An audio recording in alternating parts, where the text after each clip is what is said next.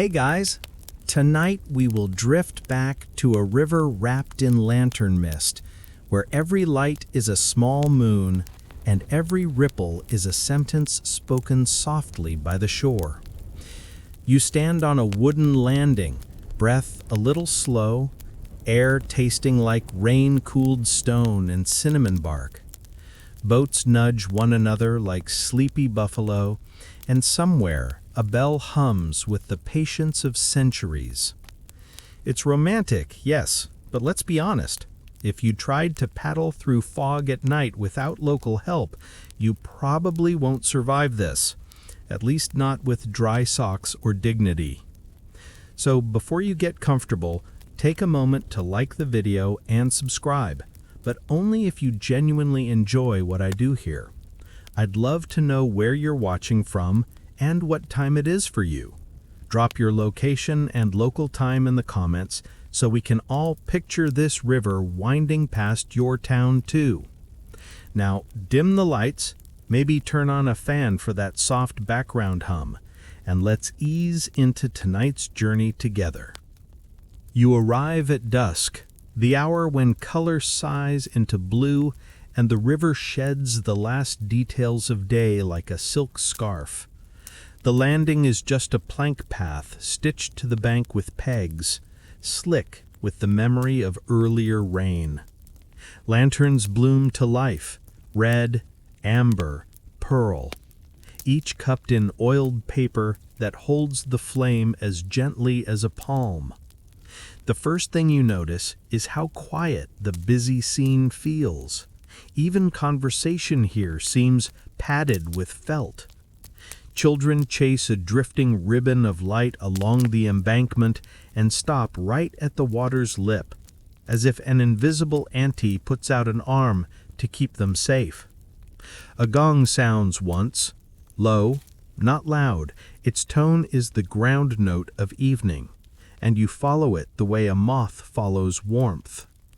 The planks dip beneath your steps, and river smell gathers around your ankles, green and mineral, leaf and silt. Straight ahead floats a boat with a dragon eye on its prow, and the eye is painted with such patience that you feel seen kindly, as if this place has expected you. At the stern, a brass lamp shields its flame behind a lattice, the metal worked with little fish spiraling one another. You touch the rail and find it smooth as bone, worn by palms, stories, weather. No one rushes you. A woman in a brown jacket nods, hands tucked into her sleeves. Someone's grandmother, someone's granddaughter. Time doesn't force a choice here. She carries a handbell on a narrow length of silk. When she gives the bell the smallest tilt, a note spills out. And the note is permission. You may come aboard. You may belong for a little while. You step into the boat, and it rocks in that comforting way boats rock, as if testing your balance, deciding you're acceptable, settling.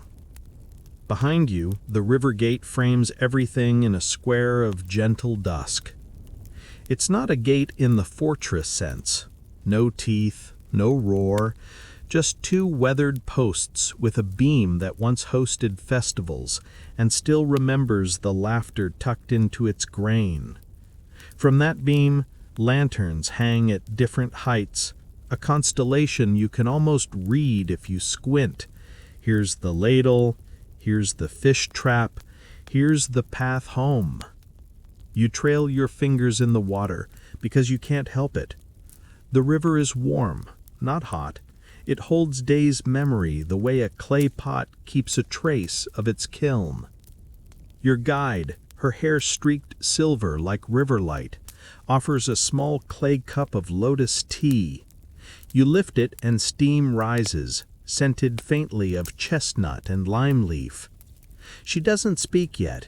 She waits for the tea to reach you, for your shoulders to drop. Only then does she say, "Listen," without moving her lips much, as if the word itself could scare sound away. You listen. You hear sandals on plank. You hear a vendor tap 3 times on a bamboo frame to say, without saying, fresh sweets. You hear 2 cats arguing softly about nothing important. And across the channel, you hear the bell again, answered by frogs like a choir that rehearses every evening and never worries about reviews. You think you see smoke, but it's lantern breath, the way heat bends the air into mirage. The boat shifts, not leaving yet, more of a greeting, a bow. From another craft, a child leans and waves a fish-shaped lantern at you, the paper scales cut with patient scissors, the candle inside already learning the dance of moving water. You wave back, absurdly formal, a courtier at a river court, and the child laughs at your seriousness. You take another sip of lotus, and the tea tastes a little like memory, something you knew once and mislaid, like a lullaby's middle verse. Here, names gather: Cinnamon Channel, Amber Reach, Star Notch Bend. You roll them around your mouth without speaking and feel how they fit like polished stones. A man walks past with a pole balanced across his shoulder, baskets at either end, breathing out warm rice. He nods to you with that "we're all neighbors" nod and keeps walking, feet a soft drum on wet wood. A heron strafes the surface with its careful head, and you almost bow to the bird because it seems right to keep the etiquette of water. Another bell tone, and a thin line of girls in pale scarves crosses the sandbar upstream with jars at their hips. Their outlines ripple, a watercolor still drying, so that you can't tell where cloth ends and dusk begins. The silver-haired woman beside you follows your gaze and says, "Low tide writes the road, high tide reads it back." It's the kind of saying that makes you want to be quiet for a year. The oar rests against the gunwale. When the woman finally lifts it, the wood does not splash so much as lean into the river like a friend. You glide 1 palm width forward. Just that. The gate shifts behind you, framing a new picture. The market, the lamps, the cats, the sandbar like a narrow shoulder. Your heart, obedient to the slow, begins to match its pace to the water's syllables. Not asleep, the world here deserves your wakefulness, but soothed, like someone who has found the right bench in the right garden at the right hour and sits. A soft breeze pulls the bell note out thin and sweet. The lanterns reply with small flickers that look like nods. You're not a tourist here. You're a person who came home by a door you forgot existed, and the river remembers your first step. The boat inches closer to the current's spine. The woman smiles with her eyes and sets the oar. The crossing begins, and the lantern mist makes a theater of every little thing. The tiny eddy that bows to your hull, the single dragonfly that decides you're worth escorting, and the reflection that tries on your face and almost fits. You breathe again, slower. The river breathes with you.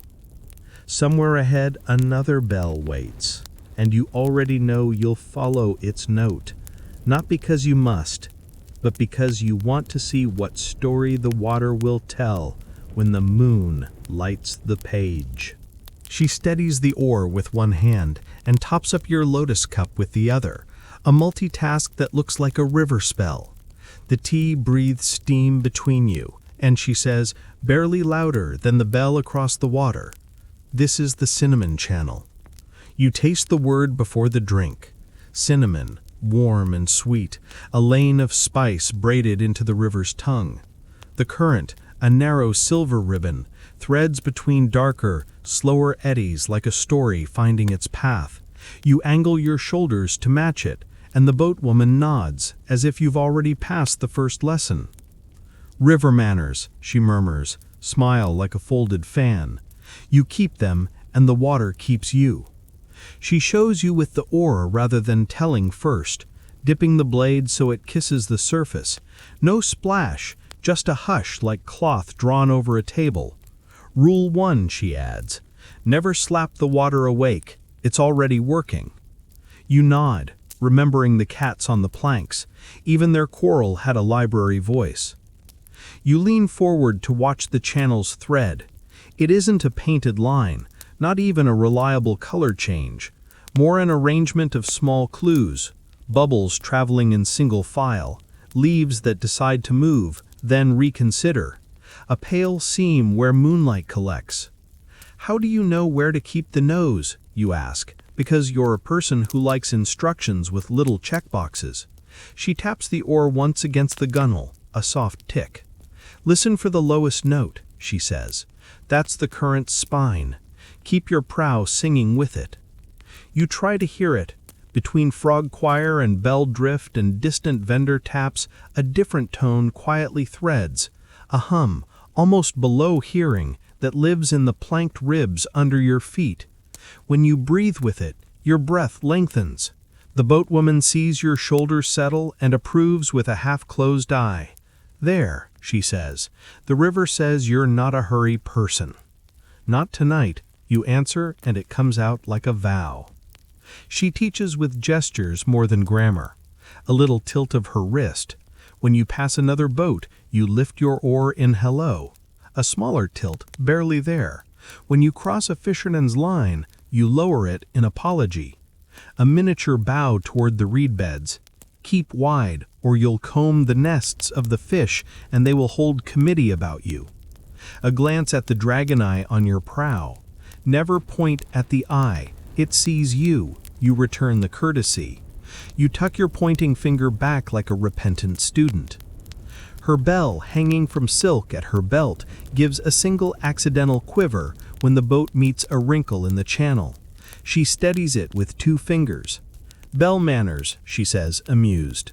We ring once for clearing the gate, twice for entering a narrow, thrice for fog thick as rice porridge, 4 times if you've seen a crocodile, but you won't tonight. They're at book club. You laugh, a quiet snort that the lanterns politely ignore. You ask how many lanterns make a procession. Any number greater than 1, she says, eyes spark bright, as long as the boats agree to breathe together. She points, not with a finger, with her chin, toward 3 craft ahead, gliding like commas on a long sentence. In each, a lamp nestles beneath a paper shade shaped like a blossom. The air carries cinnamon in truth now, clove and star anise too. You spot a slow cooker latched to a neighbor's stern, lid clicking gently with the boat's heartbeat. Festival stew, she says, for the market people who forget to sit down. You try your hand at the oar. She slides closer, her warmth a human hearth in the mist. Hold it like you would hold a sleeping bird, she says. You adjust, less grip, more cradle. The blade slips in, travels a short arc, slides out without insult. The boat breathes sideways, then forward. Easy, she whispers.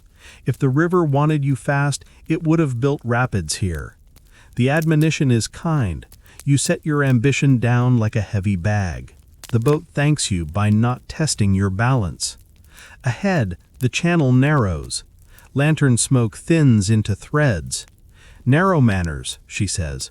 Bow with your whole boat. Puzzled, you look at the prow. She shakes her head. Your body, she adds. See? She leans, not deep, just enough to tell the river you acknowledge the squeeze. You imitate. The craft dips in a scent you feel in your knees. The world trims to essentials. Dark water, lantern ovals, the notch between 2 sand tongues where the current calls you through. The boat slides the seam like a needle, and you have the odd sensation of being stitched to the night with silk. A boy on the bank lifts a reed whistle and sends 2 notes that skip across the surface like stones. Channel talk, the boatwoman says. He's telling us there's driftwood tucked in the next bend. You squint. Fog has folded itself into soft geometry. How do you know it isn't just a tune? She considers. A tune tells you about the heart. Channel talk tells you about the river. Tonight they match. She lets the oar tip drag for a heartbeat, an audible punctuation, then guides you a palm-white left. A half-buried branch shoulders past the hull with a polite bump, like an apologetic dog. You think about all the ways land teaches you to assert, to declare, to mark. The channel teaches you to align, to consult, to negotiate. The boatwoman must see the realization landing. She lifts the bell and weighs its silence. On water, she says, lead becomes follow becomes lead. We take turns being right. A heron agrees by existing. A folded paper shape bumps your leg, star-shaped, thumb-sized, candle unlit. Lantern manners, the boatwoman says, setting it in your palm. You light for someone else, not for yourself. You reach toward the brass lamp, she places a match in your fingers.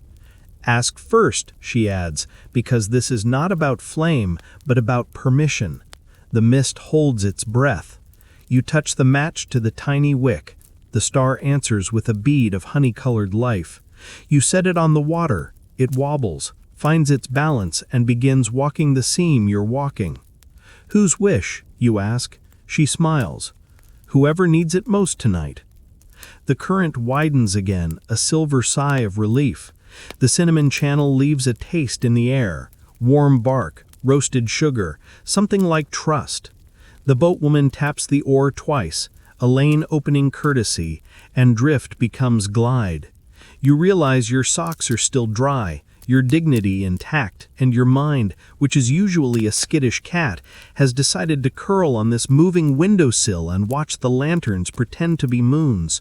And though the night will later bring a small trouble shaped like a runaway star, here, with tea steam and reed whistle threads and the boat's stitched breath, you learn how to be carried without losing yourself. The boat noses a low pier, and the milk mist parts like a curtain someone carefully starches each evening. You step onto planks still warm with remembered sun, and the market greets you in lantern voice. Quiet, many, welcoming. Stalls bloom under oiled paper shades. Pears with lantern skin green. Mangosteens cracking purple grins. Bananas freckled like they'd been gossiping in the sun. You breathe in sugar, river, charcoal, and the sudden friendly shout of roasted sesame. The silver-haired boatwoman ties a soft knot, not to keep the boat from wandering, but to remind it where home is. Find your pace, she says, and you realize the market has several. There's the shuffle of the fishmonger's fan, the brisk click of the sugar puller's hooks, the shy scuff of children practicing not to run. You match the middle pace, the one worn smooth by families who have bought fruit here for 100 patient evenings. A tray glides under your chin before you see the hands holding it. Candied ginger petals, palm sugar squares stamped with little fish, rice cakes dusted in roasted coconut snow. For the traveler who listens, the vendor murmurs, as if this is a known category like teacher or aunt. You accept a palm sugar fish, it is warm and politely sticky, and when you bite, it releases a slow caramel sunlight. The vendor watches your eyes and nods, transaction complete. You enjoyed it, therefore the world is briefly in order. To the left, lacquer shimmers like night water rescued and tamed. Bowls with fish swirl lines like the ones you painted earlier this evening wink from a shelf. The artisan, fingers stained with sap and patient, rocks a small box in the light. Many coats, she whispers, as if discussing winter. Each coat remembers the last. You run a finger along the surface and feel the illusion of depth, like peering into a pond that has decided to hold a moon permanently. She lifts a brush and paints a single spiral that isn't there and is. For journeys, she adds, and you think of the boat, the bell, the way the current hum sits in your bones now, calibrated. The lantern makers sit cross-legged on woven mats, a parliament of serenity. Paper fans out in petal shapes, dyed shades with names that taste good: persimmon, lychee, sweet bean. One man trims a dragon's eyebrow with scissors that make a tiny shh, the sound of secrets finding their proper shelf. Another bends thin bamboo ribs into a star frame, not forcing, just persuading. You pause at the edge of their circle until a young woman pats the mat beside her without looking up, the way people do when they have space for you. You sit, fold your knees correctly after one small adjustment advised by your better hip, and she gives you a strip of bamboo and a pot of paste that smells faintly of rice and childhood. "Stars for the water," she says. "We give them knees so they can bow to the current." The bamboo is surprise flexible, not fragile, and your fingers learn its grammar quickly. Curve, hold, breathe, release. Curve, hold, breathe, release. For a moment you forget to do anything except be a pair of hands in a circle of hands. Paper meets frame with a sound like a sigh. You smooth it and feel it smooth you back. "Name," she asks. You hesitate because names have weight, and you are not sure you should give this lantern yours. The boatwoman, who has appeared as if she lives at the edge of every circle, solves it. "Call it First Night," she says. The young woman writes the name on a small tag with a brush line that looks effortless and probably took a decade. She stamps it with a little fish, 2 spirals chasing, friendly cousins to your painted bowl, and ties the tag with red thread that gleams like an idea about to arrive. A boy tumbles past, chasing a beetle that does not want to be chased. He collides gently with your knee and reorients, bowing without breaking stride. In his arms is a lantern shaped like a lotus, petals stiff with newness. His aunt, perhaps markets generate aunts, calls after him. "Slow feet keep bright flames," a proverb and a parenting strategy in one. The lantern makers pretend not to smile. Someone clacks a bamboo pair of sticks in a friendly rhythm, and you follow the sound to a sweet stall where green rice flakes press into cakes the size of coins. The cook flips each one with a practiced fingertip. "Cloud pancakes," she offers, and you take one and discover that cloud here means chewy, toasted, faintly pandan, entirely the kind of food that sneaks into your dreams and asks you to wake up kindly. You nod your thanks, mouthful, dignity intact, though just barely. Past the sweets, a string of gourds hangs like musical notes. The gourd seller thumps one lightly, and it answers with a hollow bass. "Rainsome, this one," he says. He thumps another. "Home sun." You puzzle at the categories. He shrugs amicably. Names you hear when you listen enough. You buy nothing, and he seems satisfied with that balance. You drift toward the riverward edge, where the mist pushes its cool face into the market like a shy neighbor, looking through a doorway. Here on a low table sit small folded boats, paper but cunningly reinforced, each with a shallow metal cup for a candle. A sign says, in politely brushed characters, "Lanterns are wishes only when shared." A little girl with a gap-toothed grin demonstrates by taking 2, handing you one, and stepping sideways so your elbows don't bump. "You light mine, I light yours," she declares. International law. You agree, naturally. Her aunt, maybe the same aunt as earlier, aunts are a river species, provides a fire spill, and the little girl touches your wick with authority that suggests she owns a fleet. You light hers, careful, imagining the knees of her paper boat bowing politely to the current. The 2 flames consider one another, then nod in unison, twins recognizing their twinness. "Keep the wind behind your words," the boatwoman suggests, and you discover that blowing softly is indeed an art. The two lanterns wink and steady. The girl curtsies, because obviously, and threads away through a maze of skirts. You return to the lantern maker's circle to set your first night on a drying rack, its paper still a little damp, its star shape asserting itself like a quiet opinion that will outlast the meeting. The young woman tips her head to say well done without the fuss of words. It will remember your touch, she says. Paper listens. You glance at your fingertips and find them glossed with a whisper of paste. You decide not to wash it off yet. Evidence of belonging seems appropriate. A tinkling bell, not your boatwoman's, a higher cousin, calls from the pier end. The market's soft curfew, which is less a rule than a suggestion that children should be steered toward bed and grown-ups toward more tea. Lantern light thickens as stalls begin their unhurried tidying. You feel the river's exhale reach you in a cool ribbon. Time to move. Time to keep the thread of the evening. You pocket nothing except the taste of cloud pancakes and the weightless knowledge that hands learned faster than minds when the lesson is kindness.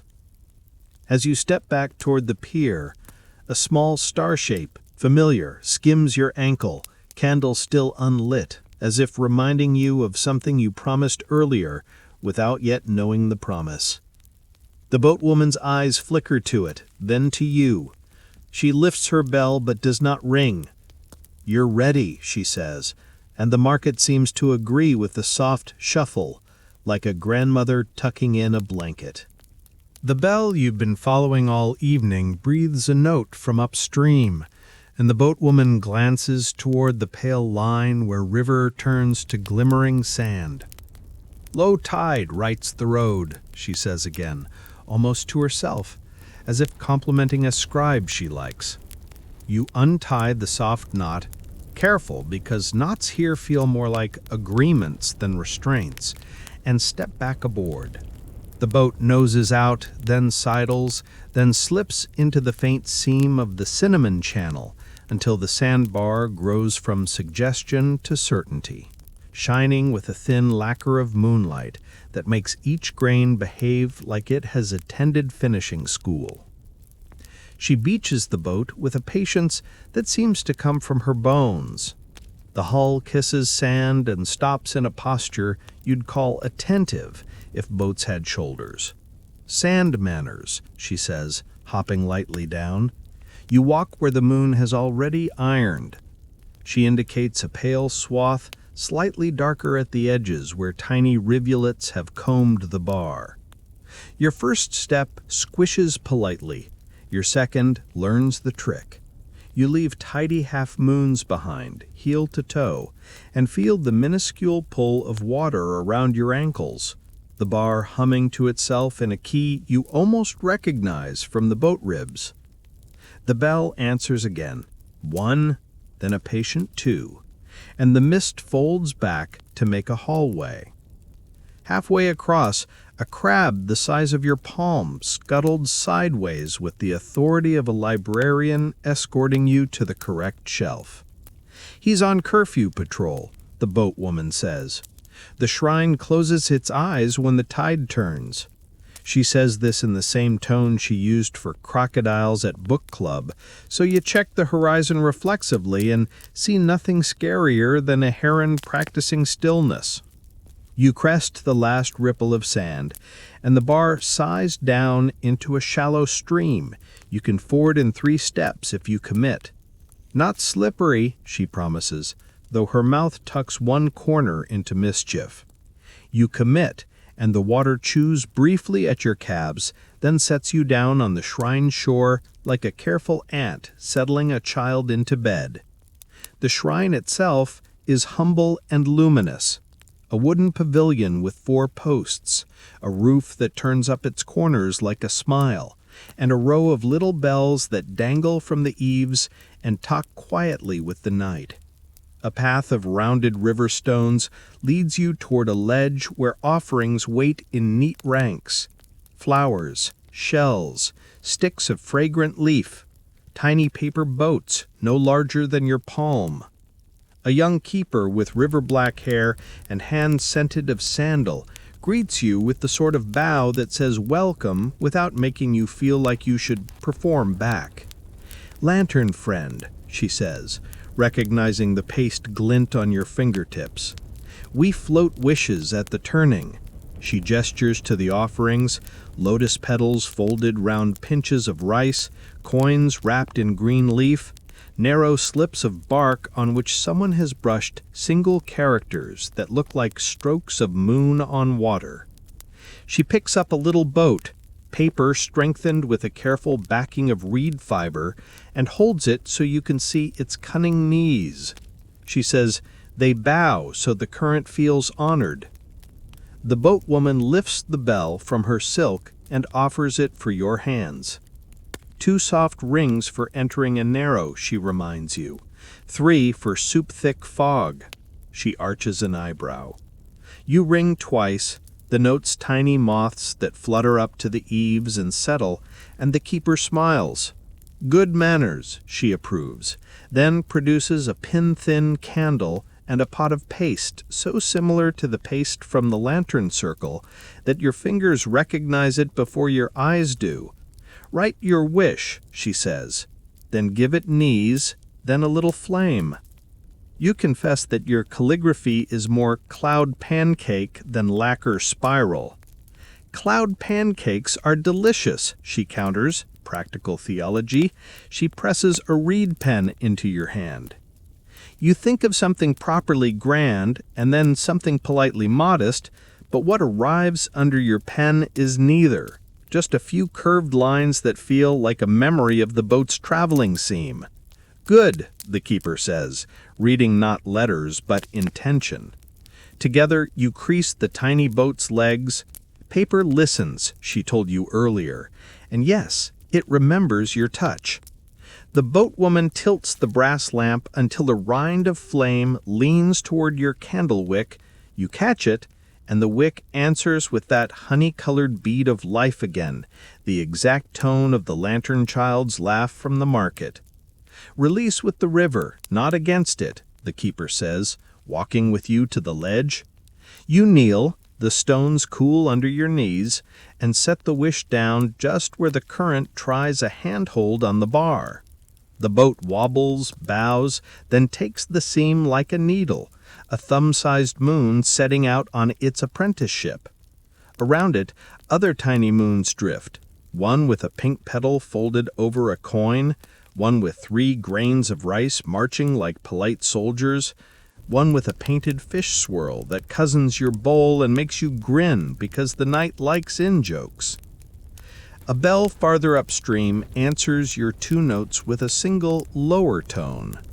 From the dark edge of reed beds, a reed whistle sends 2 stone skips, channel talk again, gentle and practical. They'll guide the wishes past the snags, the boatwoman explains, as if she's pointing out a friend who always remembers to bring napkins. "We don't promise outcomes, we promise good travel." The keeper nods, pleased by the phrasing. "We feed the river with our listening," she adds, and you feel that down where understanding sits, below language. You notice then, because the night is generous with its reveals, one small star-shaped lantern bobbing wrong-footed, candle unlit, caught in a wrinkle where the sandbar hooks a sly elbow. It tugs and hesitates like a bashful child at a doorway. The boatwoman sees it too and tips her head, meaning not yet, meaning later, meaning the river has a sense of timing we can learn if we practice. She clears her throat of nothing. "Remember that paper star from the market ankle?" she says, the way you'd say, "Remember that crocodile dung sunscreen?" if that had actually happened. You nod, already feeling the shape of a promise forming. Light, small, not heavy, but real. Around you, people arrive in pairs and trios, all walking the ironed path the moon laid down. They speak with the quiet of people who take turns with silence. Each offers a wish boat, each lights for someone else, and each watches the tiny moon commit to the seam and drift. A grandmother with silver braids ties a thin red thread to the railing after her release, a color note humming against the weathered wood. The keeper adds your thread too, the knot small and confident. A wind, like a long exhale, moves the bells in gentle argument. The shrine creaks in that contented way old wood does when the temperature drops a thumb's width. High tide reads the road back, the boatwoman murmurs, looking at the wet edge creeping up the bar. The librarian crab makes another inspection pass, satisfied with the evening's footnotes. You take a last look at your boat, now an ember among embers, a syllable in a paragraph you'll never read to the end, and feel, surprisingly, that not reading to the end is the point. You walk behind your own footprints now, the keeper says, which is not mystical so much as geographically accurate. She bows, you return something approximating grace, and the three of you, boatwoman, keeper, you, share the sort of smile that doesn't need to be memorized because it won't leave. Back across the bar you go, cooled by ankle water, guided by the iron track of moonlight and the faintest cinnamon whisper that the channel keeps for friends. At the boat's side, you brush sand from your calves and consider how offerings float like tiny moons, not to bribe the night, but to teach your wishes the manners of travel. The boat approves this thought by rocking once, not to test your balance, just to say, get in, we have a star to check on soon. The shrine's pale light and whispering bells fall behind you as the boatwoman guides the craft back into deeper water, leaving the sandbar shining quietly like a secret you promised not to repeat too loudly. The mist gathers thicker now, as though the river wants to draw you inward, away from the edges where footsteps fade. A soft clink of bamboo poles marks the approach of other small boats. Each glides like a question, whispered between reeds, their lanterns steady despite the breathing fog. She steers toward a hidden inlet you hadn't noticed before, two slender palms leaning toward each other, their fronds forming a doorway of shadows and silver thread moonlight. The weavers stay awake late tonight, she murmurs, and you realize this river is a network of thresholds, markets, shrines, sand paths, each one stitched carefully with the next. You bend your head instinctively as the boat passes under low branches, leaves brushing your hair like a gentle reminder that this is a place where noise does not belong. The inlet opens into a quiet cove where stilted wooden houses stand on slender legs above the water, their windows breathing out warm amber light. The planks seem to float, but the stilts sink deep into the riverbed, like roots that made a pact with the current generations ago. Up ahead music hums softly, something between a lullaby and the calm sigh of reeds in wind, with no urgency, no chorus, just a note that goes on long enough to outlive your thoughts. The boatwoman taps the edge of the hull twice with her oar, permission, knocking before entering someone else's dream. At the main platform, a larger wooden deck slung low over the water, you see them. Women, men, and a few apple-cheeked children sitting in small circles weaving reed mats under silk-soft lamplight.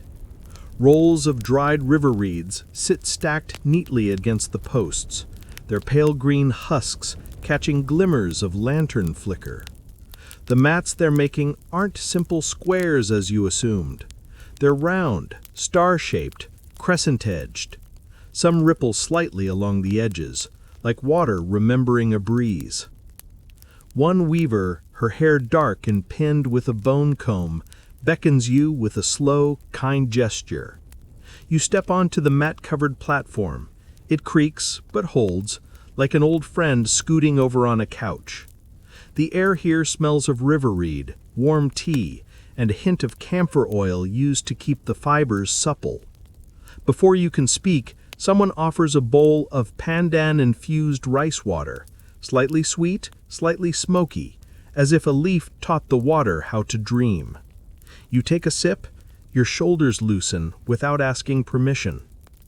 "They're weaving moonlight tonight," the boatwoman says, settling beside you, folding her legs like someone who has lived a long time on wooden floors. "The tide is turning soon. The mats must be finished before it does." You watch as a young boy loops reeds with precise fingertips. His mat shows swirling patterns, spirals, waves, crescents, that mimic the ever-shifting river seams. With each twist, he hums the same tune you heard drifting when you arrived.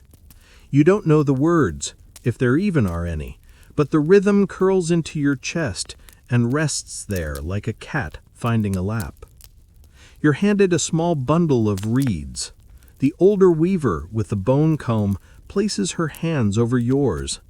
"Not force, just persuade," she says, guiding your fingers through the first bend. The reed obeys, but only because you asked politely.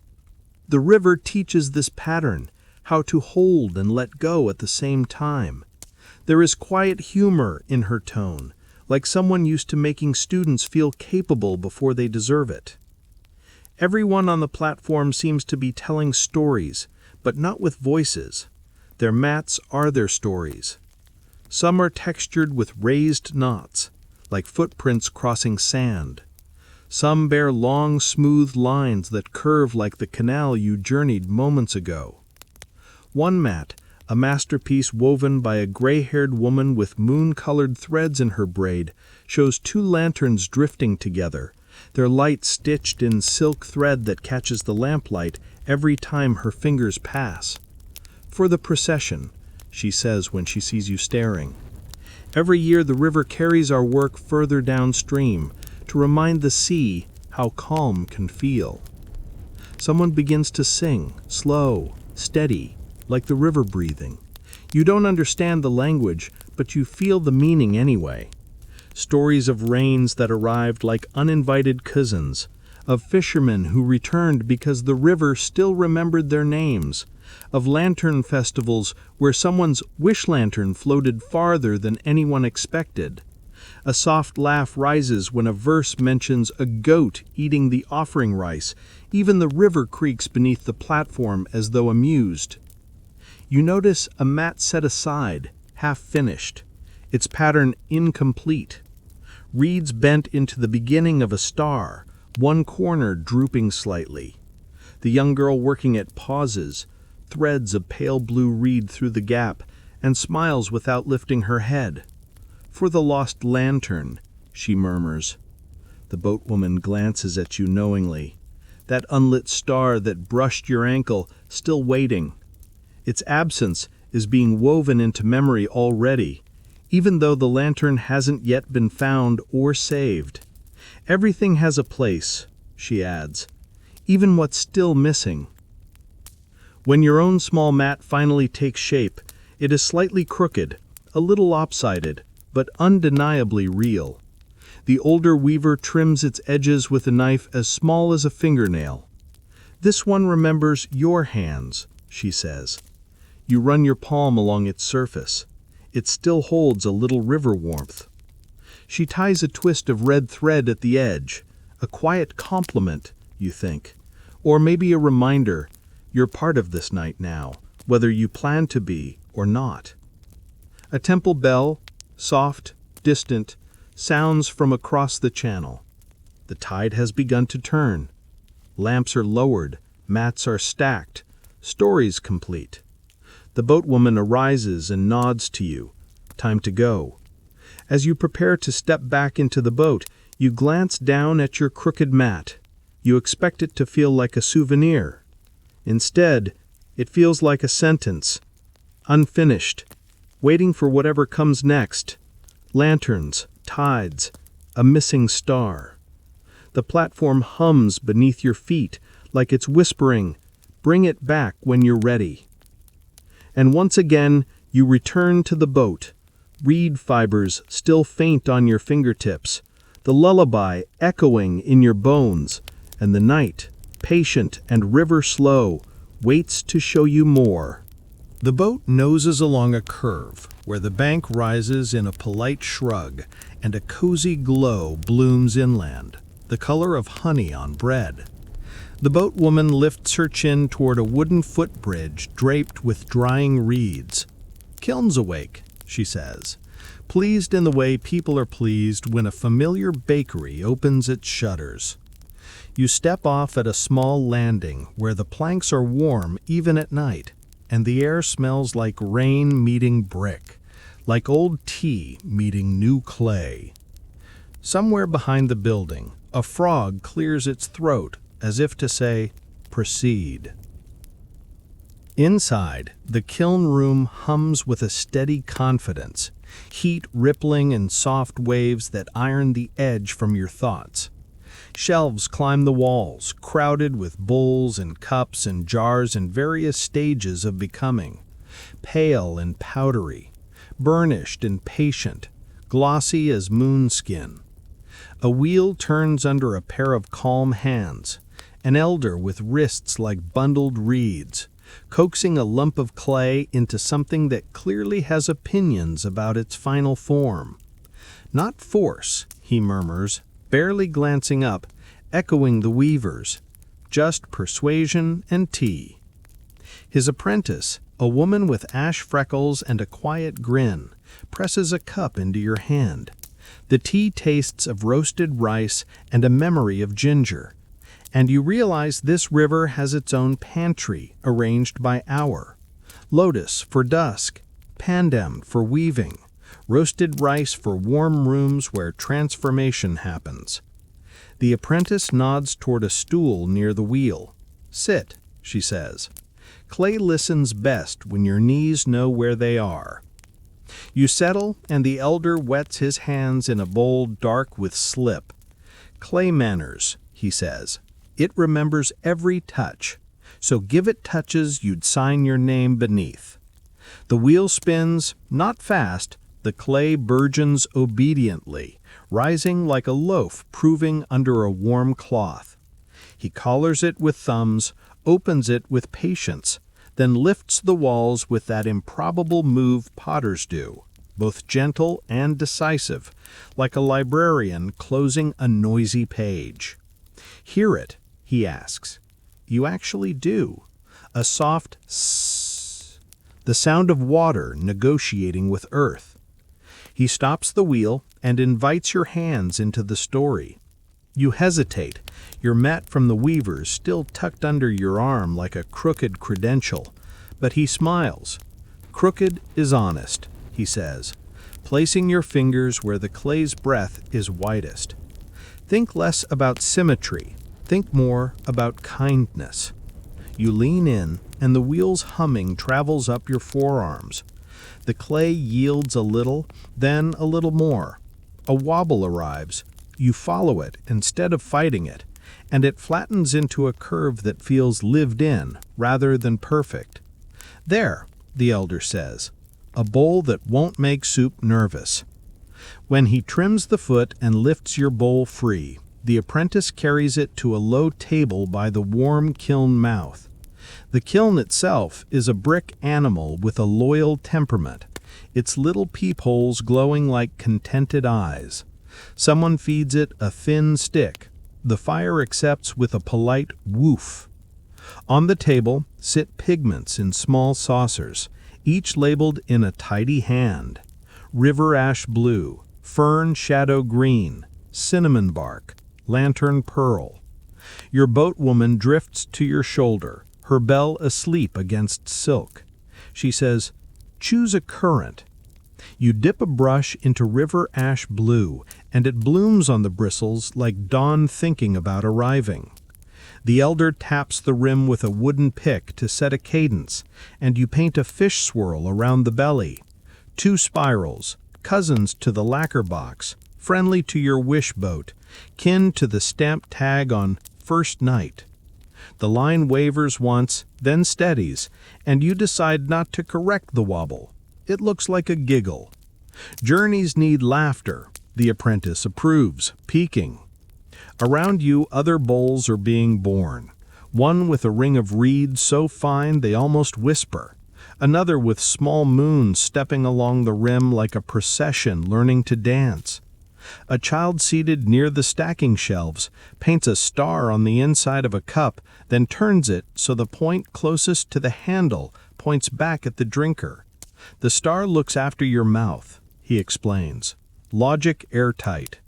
He frowns at the second star, which he's made a little too pointy. It's nervous, he says. The elder leans in. Tell it a soft joke, he advises. The child does. The star relaxes. You file away this technique for future negotiations, with clay, with travel, with your own fidgeting mind. The apprentice brings a shallow dish of water and a sliver of sponge, the kind that makes a rim feel like it learned to be kind. For journeys, she says of your fish swirl, we add a sign. She shows you a tiny mark, 2 strokes like reeds bending, joined by a dot. It means return gently. You add it beneath the last spiral, a signature not of ownership, but of intention. The bowl seems to settle into itself, as if it relieved to know its job. Someone opens the kiln door a thumb's width, and a breath of heat slides across your shins. Warm manners, your boatwoman murmurs, stepping you back a pace so your eyebrows don't volunteer for a new career. The apprentice loads pieces on a long-handled board, bowls, cups, a small lidded jar with a painted heron that looks mortally offended in a charming way. Your bowl goes in last, nose toward the flame like a traveler learning a greeting in a new language. The kiln takes them all the way night takes wishes. No rush, just purpose. While the fire writes its secret letters, the elder invites you to the trimming bench for a story that uses wood shavings instead of adjectives. He carves a foot ring on a half-hard bowl. The shh, shh sounds like tide against the sandbar. The river keeps our clay honest, he says. Every new pot is a pact. We'll carry water, rice, soup, flowers, and the river will carry us. And sometimes a little star. You feel the tug then, the memory of that unlit ankle-brushing lantern, the half-woven star mat set aside, the shrine-keeper's thread on the railing. The apprentice catches your glance. A child came by at dusk, she says. Lotus lantern, new ribbon, proud as a boat captain. Her mouth tilts. Later we heard a splash where pride trips on learning. The elder's eyes crinkle. We've all splashed there.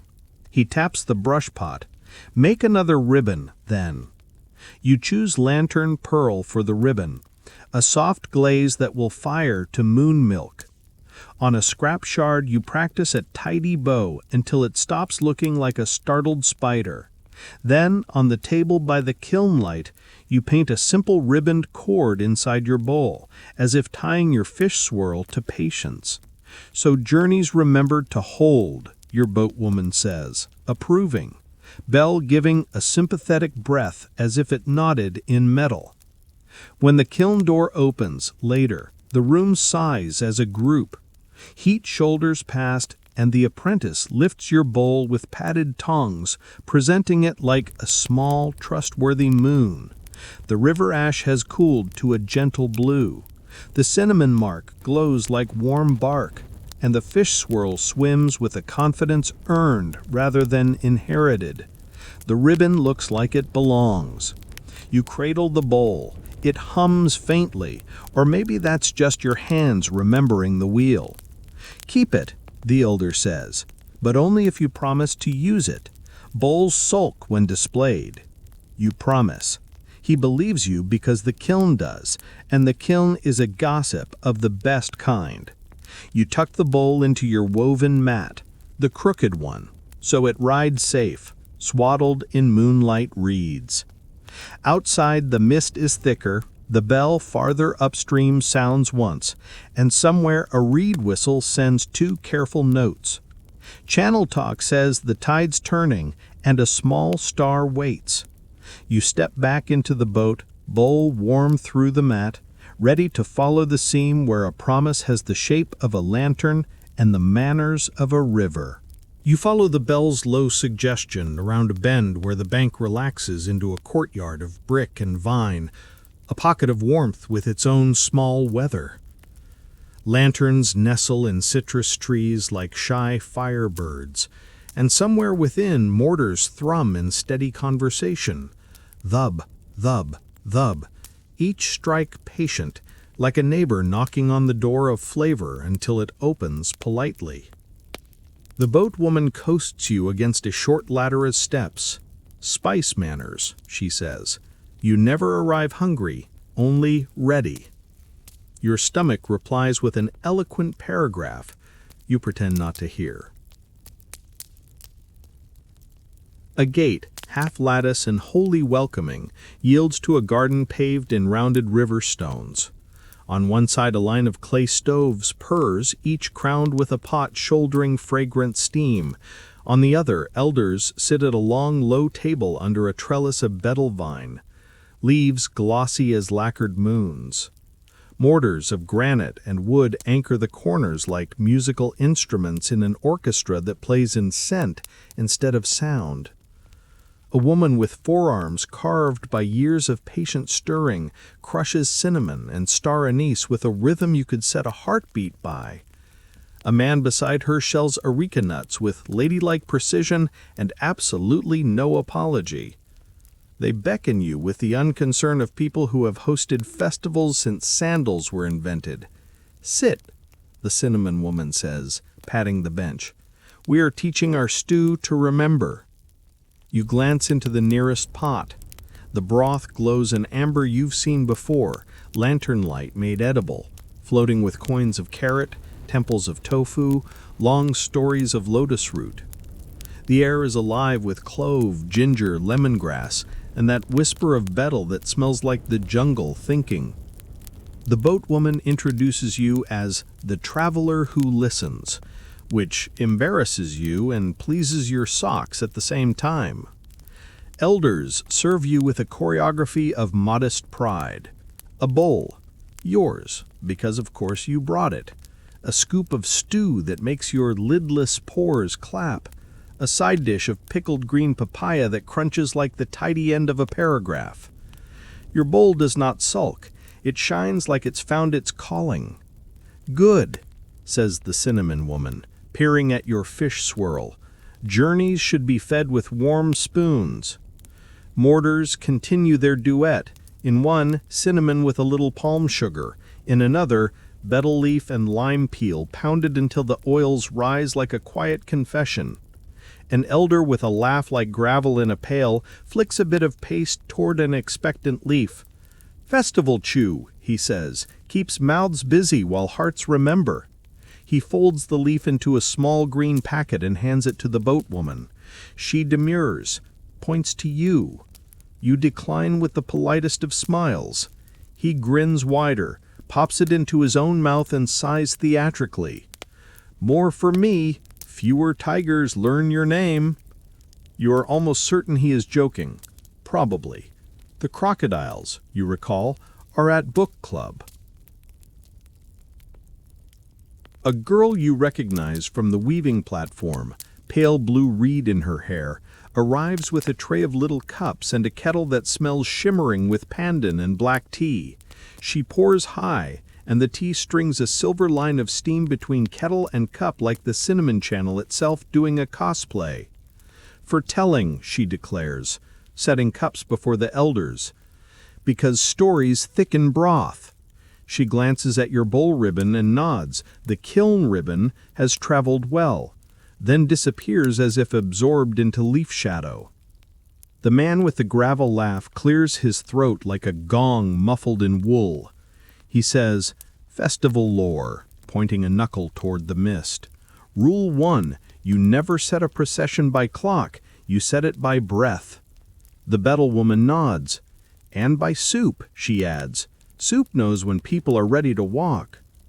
Another elder, cheeks like satisfied dumplings, chimes in.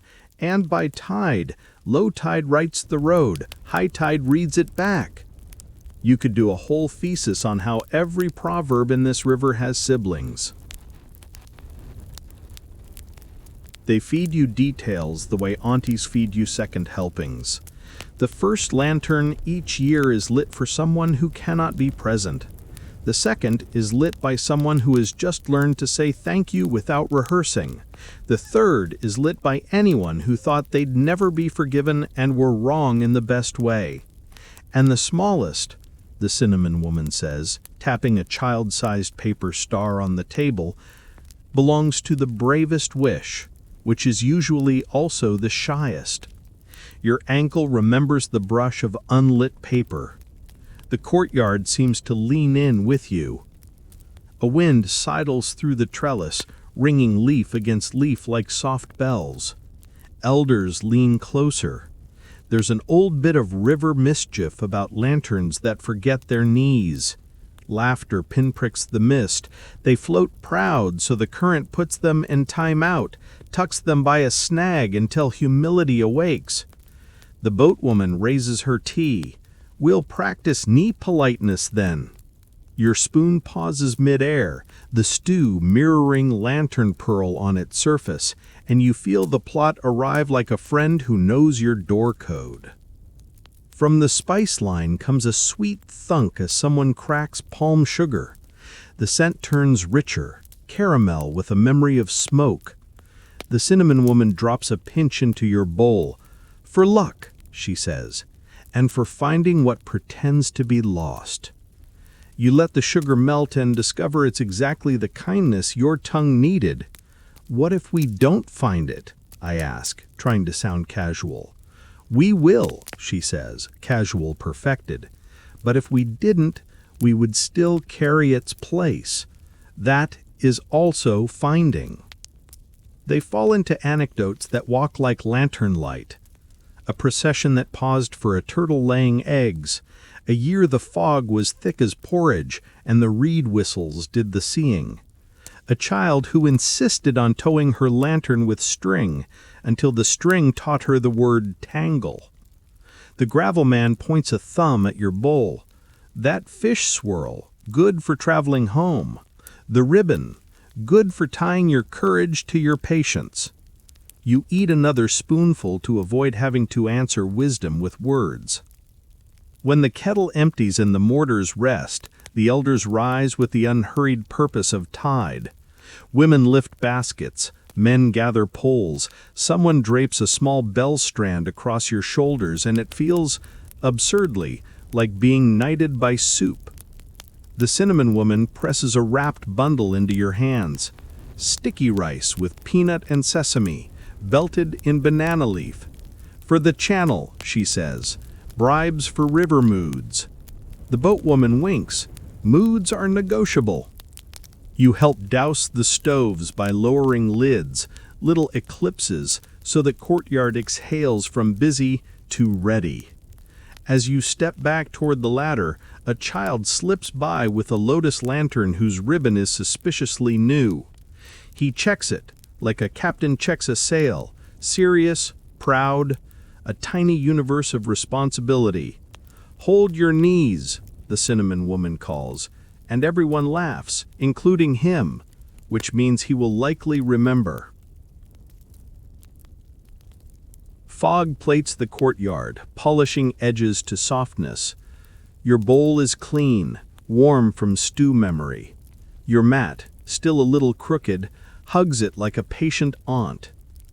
The elders move toward the landing in companionable silence, the kind of quiet that either precedes music or is music.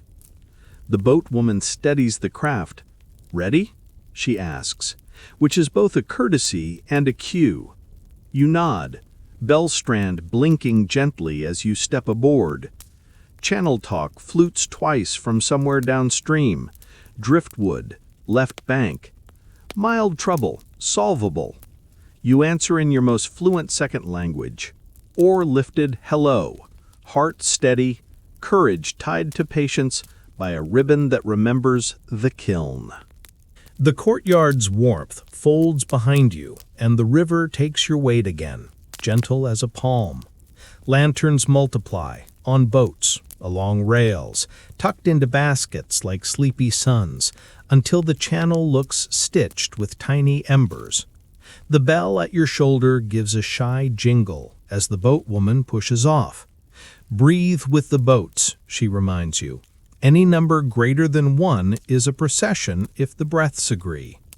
You match your inhale to the channel's low note, your exhale to the oar's small hush, and the night nods. Yes, that. Ahead, a child you noticed earlier, Captain Sirius, lotus lantern, ribbon suspiciously new, stands at the bow of a little skiff held steady by an aunt with muscles made of river chores. He tests the knot again. Tug, approve. Tug, approve. Then lifts the lantern just enough to catch its reflection and grin at 2 moons. The skiff noses across your path, polite as a cat asking to pass on the stair. Channel talk whistles twice from somewhere downstream, left bank driftwood. So everyone shifts a palm width like dancers following a cue only their feet can hear. Your boat moves with them, the bell at your shoulder hardly daring to breathe. Lanterns answer lanterns with tiny nods. Knees, the boatwoman murmurs, giving your flame a small bowing gesture so the candle learns humility early. You do the same. Your lantern approves by not acting up. Then, life performs its favorite trick, timing. A soft bump, a boat kissing the smallest snag, and the child's skiff shivers. Not a drama, not even a wobble worth mentioning, but the knot on that new ribbon, eager to impress, and therefore careless, loosens with the confidence of string that has never met consequences. The lantern slips its tether like a fish deciding, "No thank you, I'll swim." For half a second, it hangs between belonging and bragging. Then it chooses bragging and slides, buoyed by that unhelpful bit of pride, straight off the bow and into the river's silver seam. The ant makes a sound like a kettle catching itself before it boils over. The child inhales a little too sharply, a small ship taking on water. You feel your body lean before your mind votes. The boatwoman's hand taps your wrist, 1 tap, meaning, wait, not yet, remember manners. Don't slap the water awake, she whispers, and the words are more net than instruction. They catch your impulse and set it down gently on the deck where it belongs. The lantern, freed, does exactly what a lantern with no knees would do. It rides high, proud, letting the candle act like a little sail. It slips beyond the comfort circle of clustered boats into the river's darker thought, where the seam narrows and the mist lifts its skirts in sly little swirls. The flame stays brave, a honeybead insisting on itself. "That's not lost," the boatwoman says, eyes tracking the flicker. "That's just early."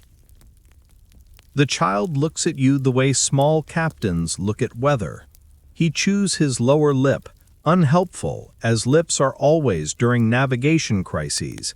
You lift your bell strand, not ringing, just letting it catch what moon there is, and kneel so your voice goes only to him. "We've been learning river manners all night. Now we'll use them. We will bring it back." You make it a sentence, not a hope. The ant's shoulders drop an inch, the exact measure of trust. Your bowl, river ash blue, fish swirl, smiling like a secret handshake, rests wrapped in your crooked mat near the thwart. You tuck it safer, under the seat, because promises deserve both poetry and logistics. The bundle of banana leaf sticky rice presses comfort into your palm. You resist the urge to hand the child a snack as if snacks could solve tide. Instead, you untie the red thread from your mat's edge and loop it lightly around his wrist, then around the skiff's little rail. Not tight, not binding, just a reminder that holding can be soft. For patience, you say. He nods like a sailor receiving a charm from an old salt. The river's seam pulls the lantern diagonally toward a place the boatwoman names with her chin. Amber Reach, she says, the same phrase elders used for stew glow, but here it means a long, slow bend where moonlight gathers if it can be bothered.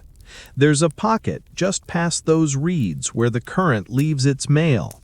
She lifts the oar, makes a small figure 8, translating channel talk into motion. If we rush, we'll throw wind at its flame. If we lurk, the pocket will do our work. From the bank, a reed whistle sings a short phrase, 2 notes, then 1. Friends you haven't met yet, volunteering their eyes. The mist carries their music like an understanding. Other boats adjust their rhythm to give the skiff and its certain small heart more room, sympathetic choreography. Someone taps a bamboo frame 3 times, fresh sweets at a ridiculous hour, and then thinks better of it. Crisis before candy is a policy markets respect. The child swallows. What if it goes to sea? He asks, voice narrow.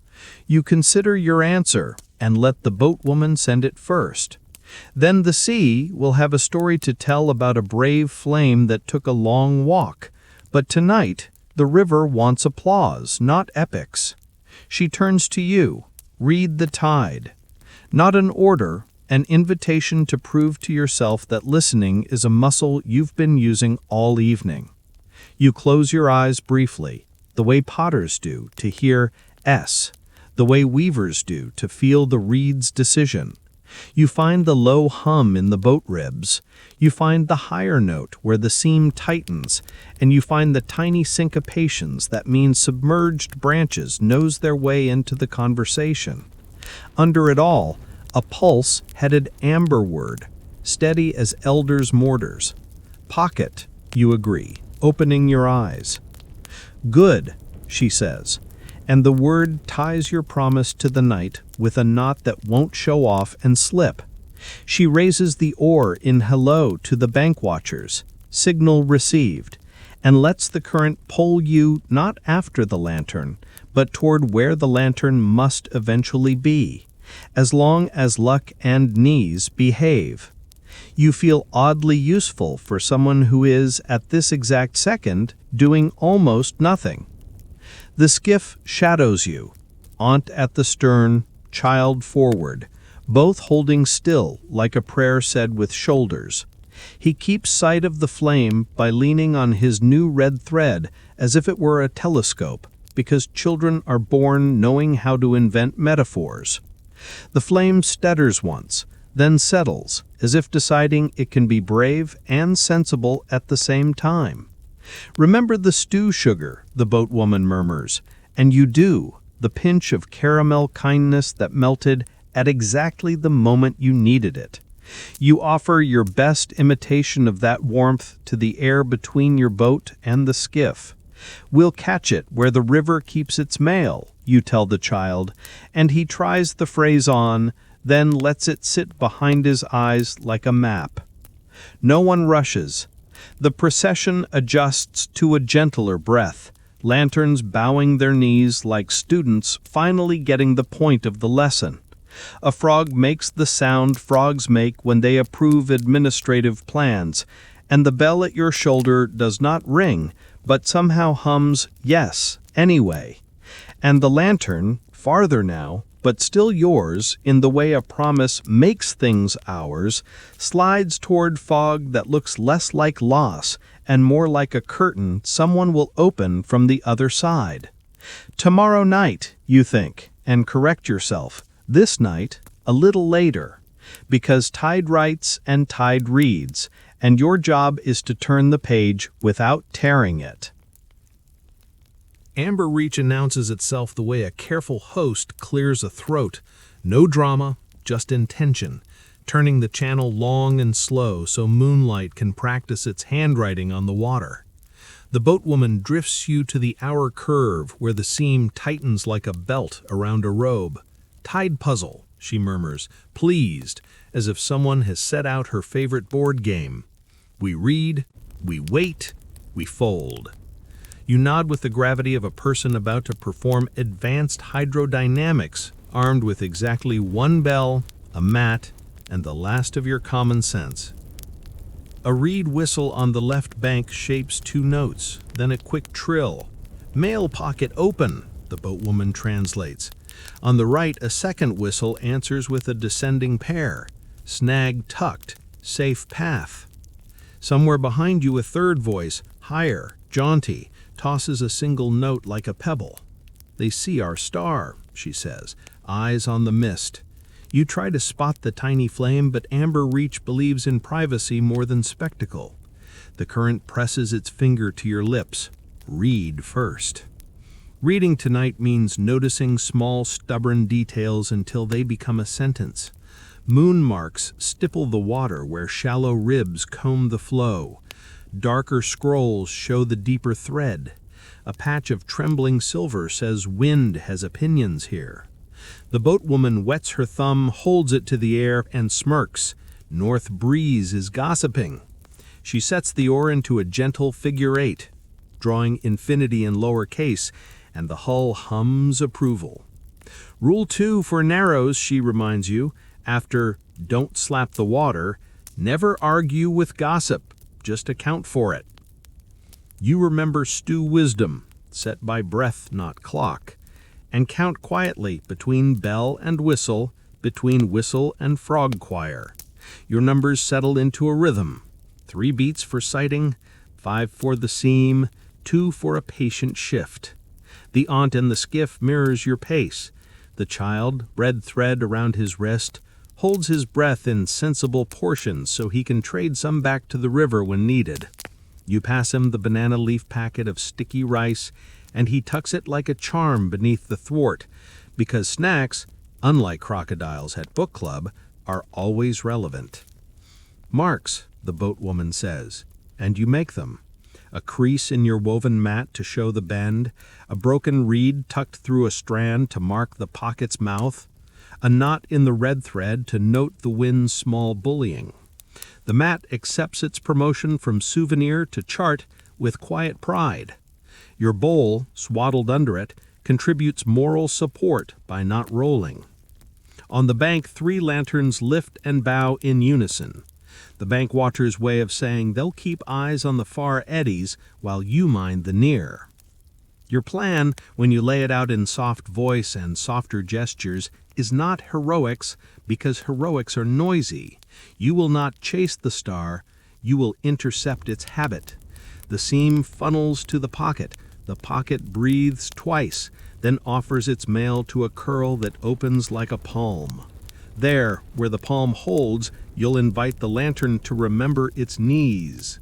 We persuade, not force, the boatwoman says, which is this river's one-line syllabus. She produces 2 chopsticks from nowhere. River pockets apparently also hold practical magic, and ties them with the loop of thread.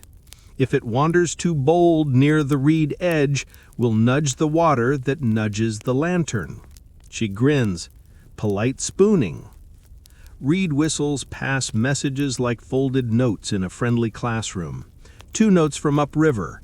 Pride is slowing. 1 from across. Fog thickening to soup. Bell by 3? The boatwoman lifts your bell and gives it the promised count, thrice, soft as moth wings, so the procession breathes smaller. Lanterns bowing to keep flame and humility in conversation. Oars lift in greeting, then settle. You feel all of you, river people, bank watchers, your boat, the aunt's skiff, the child's fast heart, knit together into a single, long inhale. Test drift, she says, and hands you a beetle leaf trimmed into an arrow.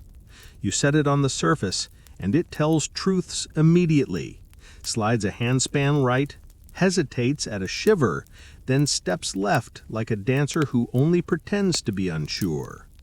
Account for gossip, you mutter, adjusting your mat chart, 1 more tiny knot on the thread. The boatwoman approves without looking. You're speaking channel, she says, with an accent, but charming. The skiff slides close enough for the child to read your hands. He mirrors your motions with a leaf of his own, his arrow agreeing with yours as if encouraged by the red thread linking your small flotilla's courage together. He points where the palm will hold, that infinitesimal slacker water just inside the curl. You don't point back. You've learned eye manners from the dragon prow. You tip your chin. He tips his. Promotion to co-navigator granted. Then, there, the faintest wink in the fog. Not bright, not boastful now. A honeybead deciding to be brave and sensible simultaneously. It rides the seam like a student remembering the lesson halfway through the test. The bank whistle sings the short phrase for on course, and the answering whistle from below replies, room made. You ease the oar to bow the bow. The hull responds with that stitched feeling, as if silk were tying you to the precise moment you earned. The last piece of the puzzle is time, and time is shy. Nowish, she says, which is about as precise as anyone can be in a world run by tide. You lift your chopstick loop to the surface, not to snare, only to suggest, and let the current braid it into the flow. The aunt checks her stern line, the child presses his palm to the skiff's plank to share a heartbeat with the wood.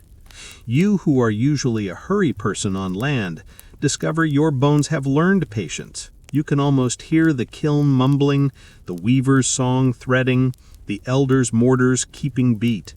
From somewhere behind, a bell gives one blessing note. Stew clock, tide clock, breath clock, agreeing. The lantern leans toward the palm hold without knowing it has made a wise choice.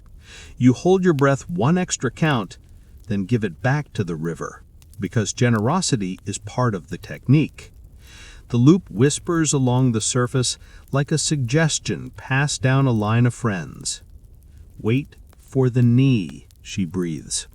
You wait, every muscle at ease on purpose, as if the night sits beside you, elbows touching, both of you watching something dear approach its best decision. The fog shifts in a shy curtsy. The flame bows, just a little, just enough. The star comes to the pocket's edge and thinks for once about belonging. Next breath, she says, and the reed whistle, the bell, the frogs, the wind gossip, all of them, improbably, agree. Next breath, she says, and you give the river one more heartbeat to finish its sentence. The loop you're holding grazes the surface like a polite question. The seam inhales. The little palm of slack water opens its hand. The star lantern leans, bows just enough to remember its knees, and slides into the pocket as if it's been practicing in secret. You raise the chopsticks, not to catch, not even to hook, just to alter a rumor of water so the flame doesn't bump its pride. The ant trims the skiff's angle with 2 precise strokes. The child holds still like a lighthouse. The lantern drifts toward your bow. Not captured, just invited. Hello, early bird, the boatwoman murmurs. With the smallest nudge, she tilts the oar and your hull makes room. The lantern brushes the loop, the wick straightens, the flame considers a tantrum, decides against it, and goes on glowing in that honey bead that would make Stew jealous. You lower both hands and the loop slides away, having done nothing except help the water decide to be kind. The reed whistles send a tiny cheer, 2 short bursts from the left bank, a quick trill from the right. Channel talk for got it, good. Your bell stays quiet by choice, a little hush of gratitude. The child lets out a breath so large that a frog complains on principle. He checks himself, then breathes again, smaller, wiser. Knees, he whispers to the lantern. The candle bows. Good student. Close enough now, you slip palm under the paper star's shadow, never touching, only shading the breeze. and the ant eases the skiff alongside like a friend sliding onto a bench. The child's hands are ready, but not grabby. Ask first, you remind him, the way the lantern maker reminded you.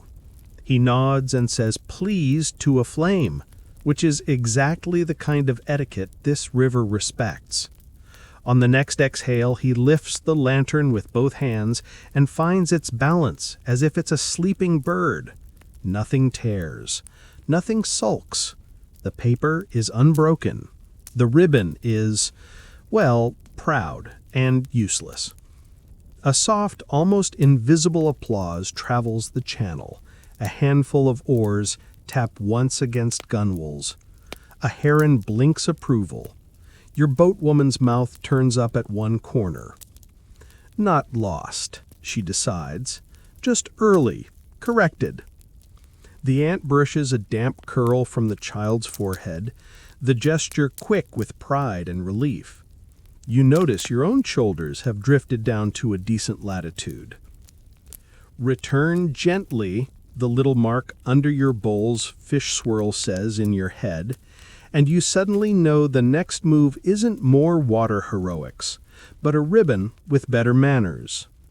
To the market, you suggest. The boatwoman answers with the oar's smallest yes, and your flotilla pivots. Your boat, the skiff, 3 watching craft who fall in like commas in a relieved sentence. Amber Reach lengthens behind you, already rewriting tonight as a story the bank will tell in little whistles. The channel widens, gossiping breeze tamed by reeds that seem pleased with themselves. Lanterns along the rails bow their knees in solidarity, and you realize how much choreography is kindness in disguise. The procession breathes together again. Someone taps a bamboo frame twice. Sweets survive crises, and this time the timing is right. You catch the scent of sesame and sugar like a parade volunteering to be snack-sized. When the pier appears, the market hears your story before you speak it. Spices hush. Lacquer glows a little brighter. The lantern circle looks up as if they'd left space in their night exactly for this moment. The skiff kisses the landing. The child steps up with the careful dignity of a person carrying sunrise in a paper pocket. He does not announce. He does not brag. He simply looks to the lantern makers with a question in his eyes that is both apology and petition. They receive him the way mats receive tired feet, gladly. The young woman who gave you the first night tag motions him to kneel. She inspects the ribbon with the gravity of a surgeon reviewing a stitch, then smiles without scolding. Ambitious knot, she says. Very clever at untying itself. The circle chuckles. She reaches for a small wooden tray. On it, spools of cord in red, gold, and a quiet river ash blue. A needle like a sliver of dawn. A stamp with your now familiar twin spiral fish. New ribboned cord, she announces softly, and the market answers with that shy applause you felt on the water. Palms against thighs, a few bells making lemon drop notes. Someone presses a cup of sweet chrysanthemum tea into your hand, and another into the ant's. The child receives water with a single floating pondan leaf, because even triumph should be hydrated. The young woman measures the cord against the lantern's little waist and snips it with a scissors that whispers, "Shh." Knee knot, she tells the child. It bows at the right moments. She guides his fingers. Loop, breathe, tuck, breathe, pull, just enough. The knot settles with a satisfying little good. She threads the end through her stamp pad and prints the fish twins on the ribbon's tip, sealing courtesy with a wink of ink. The lantern looks pleased. Or maybe that's just your eyes learning to see it. Your boatwoman bends to the child's ear and offers the only lecture the moment can bear. Pride without knees is wind. Pride with knees is lantern. He considers this, then looks up at the cinnamon woman who has somehow arrived exactly when tea does. She taps a palm sugar square, breaks it, and the market's tiniest sweetness becomes two. She hands one to him, one to the ant. "For remembering how to bow," she says. He laughs a relieved hiccup and eats like a person who has earned sugar. Around you, small rituals click into their places like lacquer layers. The lantern circle ties a thin red thread from the child's wrist to the new cord, not binding, just blessing. The lacquer artisan wipes the lantern's paper with a brush dipped in air, which is to say in approval, and the gourd seller thumps a bass note on a long bottle and pronounces the tone "Home Son," which tonight means exactly this. You remember the bundle of sticky rice and peel its banana leaf a thumb-width back. Steam plays with the mist, peanut and sesame announce themselves. The ant tries to refuse and, of course, fails. Generosity here is a tide with elbows. The child holds his lantern in one hand and eats with the other, competence overflowing. He tests the new knot. Tug, approve. Tug, approve. And this time, the approval carries weight. "Show the river?" the young woman asks, and the child nods. You follow them to the edge where little boats wait like sentences waiting for verbs. He kneels, knees always, and holds the lantern low. The market's breath gathers in that meaningful quiet that only comes after both relief and gratitude have found chairs. The flame bows to its reflection. The ribbon cord behaves like a citizen with excellent references. The water says Amen in its liquid way. The shy applause returns, longer now, not loud because loud would bruise it. Teacups clink. The bell at your shoulder hums a single yes. Your socks miraculously, defiantly, remain dry. The boatwoman leans into your field of view, eyes smiling. "Dignity intact," she murmurs. "Told you." The young woman ties a tiny tag to the lantern's cord, the letters neat as reed shadows. Late, but learning. The child grins like sunrise getting promoted. He looks at you as if to say, "This is ours." You nod back. "Yes, yours, ours, the markets, the rivers." The lantern bows once more, then takes its place among its cousins, star after star practicing humility in public. Behind you, the elders from the spice courtyard drift in with their mortars washed and their stories clean. The kiln apprentice appears at your elbow with a cloth to warm your hands. The potter's elder has probably sent it, being's notorious gossips. Across the planks, someone strings a line of bells from pier post to pier post. A wind moves through, and the bells decide to agree. You drink the last of your sweet tea, chrysanthemum petals clinging to the cup like punctuation marks, gentle commas, a final hush of period. The market exhales. The procession, whenever it forms, will now carry a star that knows its knees. And you, traveler who listens, have kept your word without slapping the water awake. The first raindrop is a polite fingertip on your cheek, then another, then a dozen small taps on the rails, as if the sky has the good manners to knock before letting itself in. Far upstream, thunder clears its throat, not the tantrum kind, more the old Uncle Rumble that says, "Tea, then stories." The boatwoman angles the prow beneath a low eave of a riverside hall, where reeds fringe the roof like eyelashes. "Storm hum," she says, delighted, because some people adore the exact weather that convinces everyone else to go indoors and listen. You slide onto a broad veranda that remembers 1,000 rain nights. Lanterns are brought close to the wall, their knees bowed. Wicks sit calm as monks. Inside, kettles begin to breathe.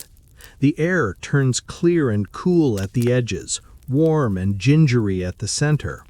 Storytellers arrive the way dusk does, gradually, from all directions, becoming obvious only when they're everywhere. There is a seat for you on a woven mat that looks suspiciously like the cousins of your own crooked one. Someone pushes your bowl toward you, not to eat from, tonight, but to hold steam where hands can find it. You cup it. The river ash blue blushes with reflections. Rain threads the veranda's edge into a silver curtain. It beads along the palm frond gutters, then falls in tidy ropes into the river, which receives it with a sound like pages being turned carefully by clean fingers. A child, your small captain, sits with his aunt on the step, lantern safely leeward, ribbon bowing to weather like it paid attention in class for once. He keeps one palm on the wood, as if taking the storm's pulse. The boatwoman loops your bell strand around a peg to keep it from chiming at every flirt of breeze. Tonight the conversation belongs to water. The first storyteller is a thin man with laugh lines and a voice pitched perfectly to roof rain. He tells how reed whistles learned grammar from the wind, 2 notes for warning, 1 for welcome, a trill for "I found your goat again." He swears the whistles argue in fog and marry at dawn. Someone pours tea, black and pondon, high and slow, and you watch the stream draw a thin silver line between kettle and cup, same as it did in the spice courtyard, same as the cinnamon channel drew you earlier. The boatwoman nudges your elbow. "You see how the night loves parallels?" she whispers. A gust muses around the corner, trying to make mischief with the lantern row. The flames flick once, twice, testing the rules. Instinct tightens your shoulders, practice loosens them. You pick up your crooked mat and slide it into the draft's mouth like a diplomat offering compromise. The wind accepts, redirected, and the lanterns breathe steady again. Knees, you remind them under your breath, and if paper can smirk, they smirk obediently. The aunt grins at you over the child's head, a thank you without words. Second storyteller, a woman with hair the color of stormlight. She recites proverbs like placing warm stones along a riverbank. Soup thickens stories. Rain edits pride.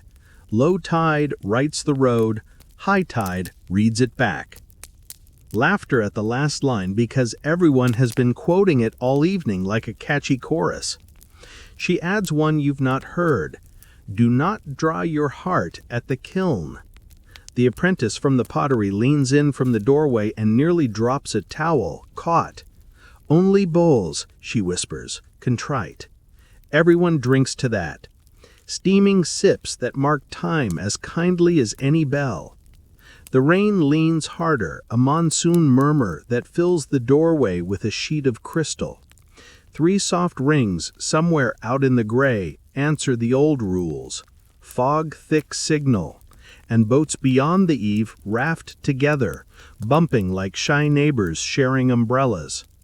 Lanterns are cupped.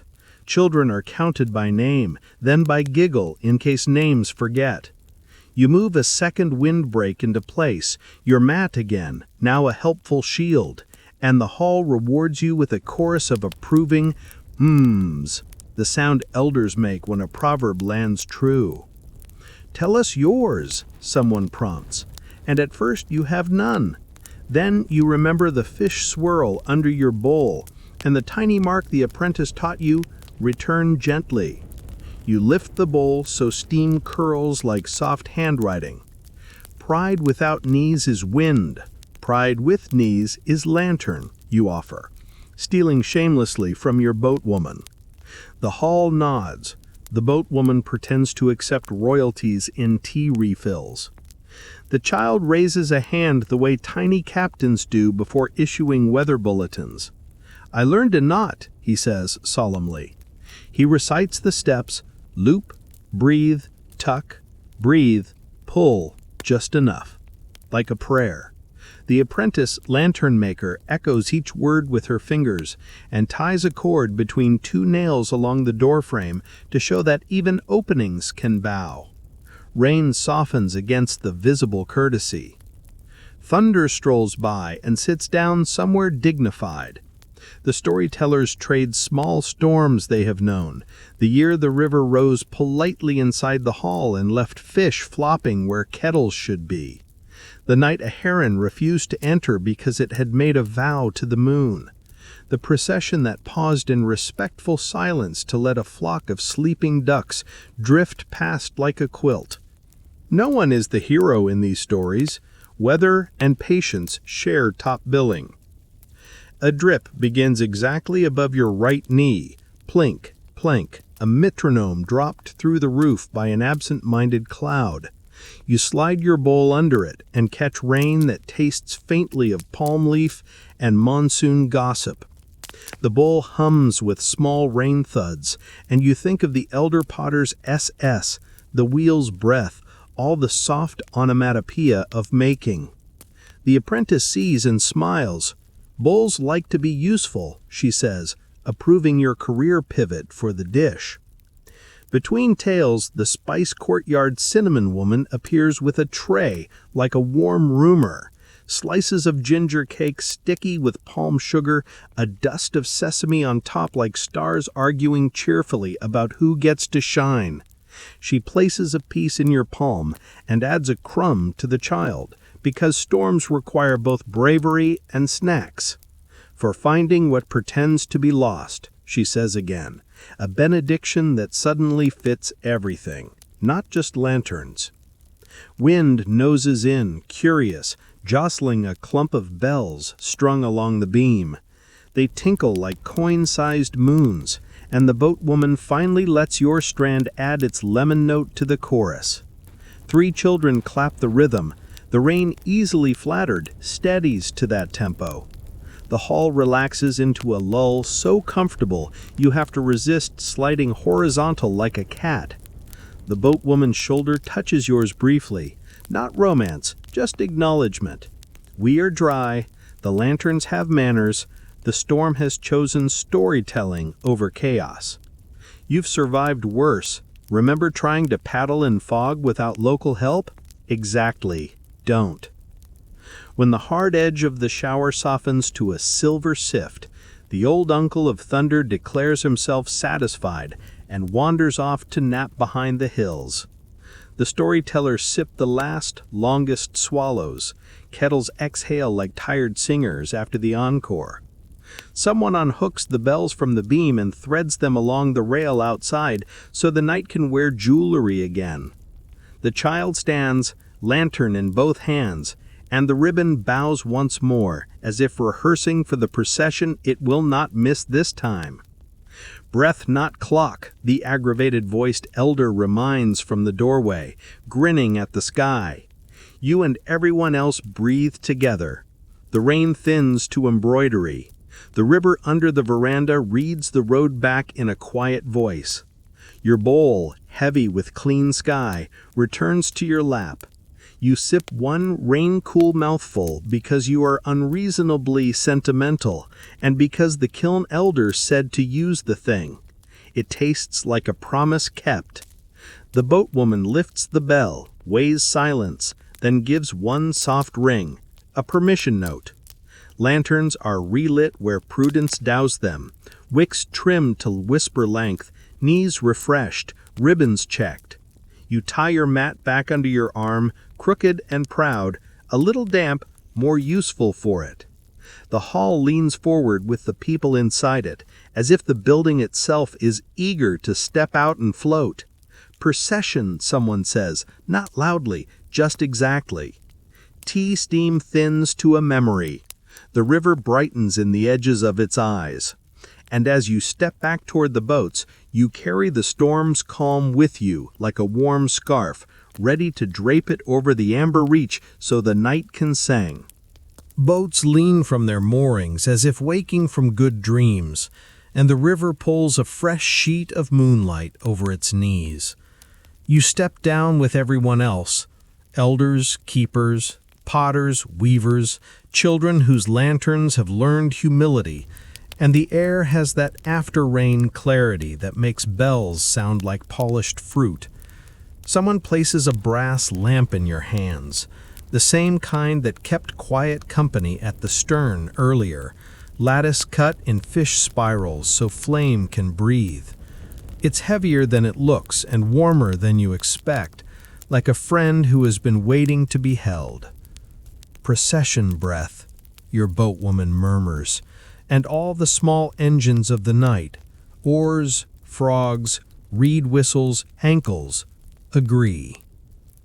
You take the lamp's handle and feel your whole posture adjust. Shoulders lower, elbows generous, steps shorter and exactly right. The flame stands like a polite guest, steady in its little brass house. We carry light by listening, the lantern maker says, tying a thin red blessing thread to the lamp's ring. The cinnamon woman gives the chain a tap, a spice benediction. The kiln apprentice rubs the lamp's cap with a thumb as if seasoning a new pot. Everybody knows how to make things behave, not force, persuasion, and tea. On the pier, singers line up like a row of small moons, hair still jeweled with the rain's memory. Their leader, stormlight hair, proverb voice, raises 2 fingers, then none. Breath, not clock. The first phrase drifts out on a single note, low and round as amber reach itself, and the river answers by smoothing the tiny wrinkles at its edge. You breathe with them, and the brass votes yes. You who earlier almost sprinted after a runaway star now match a tempo slow enough to make soup proud. The boats draw alongside like commas settling into a long sentence. Lanterns bow, ribbons hold their work. Your child captain stands at the bow of his skiff with the confidence of a person who has learned the difference between string and tangle. The new knee knot is small, correct, quietly pleased with itself. His aunt gives you the tiniest wink, the global signal for, "We survived it without inventing crocodile dung sunscreen, thank goodness." You grin, "We are not doing skin care tonight, only river care." A bell once, patient, twice, narrower, not thrice, because the rain has washed the fog into thin silk. Oars enter water the way librarians close rare books, with respect and a wish to visit again tomorrow. You step aboard with your lamp and take the place the boatwoman's chin points to, forward, left, where the hull's breath runs truest. Keep the flame between your thoughts, she tells you. And if it sounds like a riddle, it also works. The lamp's weight persuades your busy mind to sit, heel to toe. Singers bless the channel in small sections, the way a weaver lays weft across warp. First the market, stalls tidied, lacquer covered, sweets forgiven for their temptations. Then the shrine, bells still beating leftover rain, offerings knees rehearsing where the road will be read back. Then the reed beds, nests uncalmed, fish committees undisturbed. With each blessing the brass grows kinder in your palms, and your bowl under the crooked mat warms like it remembers hot stew and wants to carry a chorus. The librarian crab patrols the sandbar, of course, tracing tidy punctuation in the new damp. He escorts you with a sideways march that implies the evening's footnotes have passed peer review. The reed whistles on the bank swap messages in their night grammar. 2 notes for edging drift, easy right, a trill for children's eyes bright, a single down note for storm's nap approved. The procession absorbs each cue without any visible fuss. When a small log shoulders unapologetically toward the seam, 3 boats lean a hair's breadth, and the thing goes by like a guest who forgot their invitation but remembered to be charming. You hold the lamp steady and discover a quiet joke. Your own reflection in the lattice moves like a fish making up its mind and then deciding to stay. The twin spiral cutouts throw soft commas on the boatwoman's sleeve. She glances at them and hides a smile. Grammar, enjoying grammar. Behind you, the spice elders begin that mortarless percussion. Palms, rail, good shoes. Enough rhythm to keep feet sure and pride kneeling.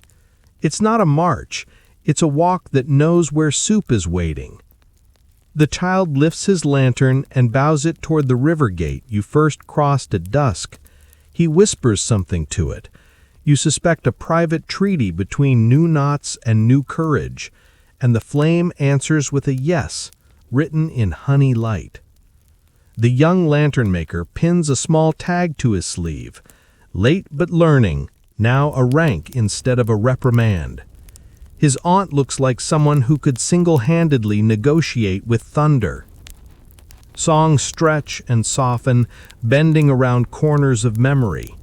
One verse praises boats for rocking no one into the water, even when jokes are good. Another thanks the kiln for never burning eyebrows when the lesson was finally learned. The singers let a stanza pass with no words at all, only oar hush, reed hush, bell hush, the perfect vocabulary for people who want to fall asleep happy later. A breeze tries to practice mischief at the lanterns. Your crooked met, tucked at the gunwale, flirts it into courtesy, as if even wind wants to be invited properly. At Amber Reach, the moon reappears from a cloud with a theatrical cough, and the river opens its palm. The singers turn their faces upstream and hum one long ribbon of sound that could be conversation with tide or could be a recipe for patience. The procession follows that note the way roots follow water. It doesn't need to see farther than the next kindness. You think of the bowl's little sign, return gently, and feel in your wrists how true it is that returning is not going backward, it is going home with better manners. The brass grows light in your arms, not because it weighs less, but because you carry it right. The lamp's flame bows whenever the singers lift a phrase, and the river replies by showing its seam like a smile. The boatwoman's oar draws small infinities, and you swear the lattice shadows on the deck knit into fish that swim until the next bell note asks them to be still. At the edge of the procession, where the last boat hums like a satisfied stove, a tiny paper star rides beside you, the ankle brusher that started your promise. Not the same one, perhaps, but surely a cousin. It keeps perfect knee manners now, and you can almost hear it brag about how it once auditioned for drama and chose civility instead. You grin. Good choice, and the bead of flame nods as if it has also listened all night. When the river gate frames you again, the posts, the beam that remembers laughter, you lift the lamp a respectful thumb's width. The singers give the gate a blessing made of 2 notes and a smile. The market answers with the soft applause you've learned to love. Palms on thighs, a couple of bells, a gourd's gentle bass. The brass flame steadies, then rests, then waits. Your shoulders remember how to stand still without locking. The child bows to you and to the lamp and to his aunt and to his own hands. He has been promoted to person who won't lose things, a rank that keeps its own quiet registry. You give the lamp back to the boatwoman, and she weighs it the way she weighs silence, then hangs it on the stern where the dragon eye can admire its manners. She leans close enough that her bell can gossip to your bell. Last crossing, she says, soft, pleased, the way a knitter's circle says, last row. Then sleep.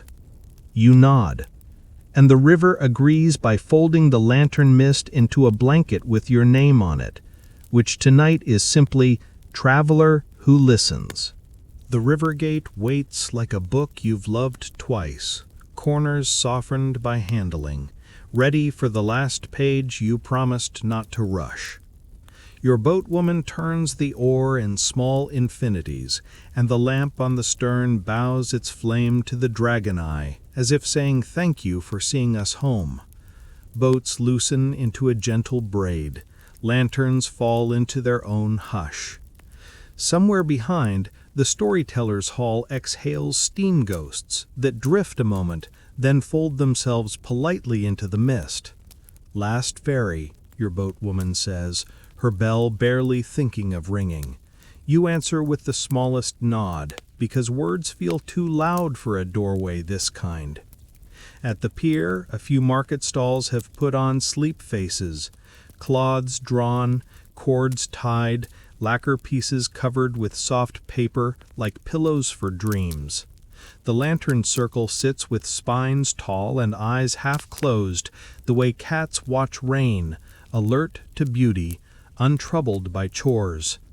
The young woman who named your star First Night lifts your finished lantern from its rack and taps the paper once, not to test, but to greet. It remembers you, she says. You touch the bamboo rib and feel the truth, a tiny warmth that isn't heat, an imprint of hands and calm. She adds a small tag with 2 strokes in a dot, return gently, because closure here loves an echo. The child captain stands straighter than bedtime deserves, lantern steady, new knee knot tidy as a phrase learned by heart. His aunt offers the bow you've seen between oar and water, between potter and wheel, between wish and seam. She mouths, "Thank you."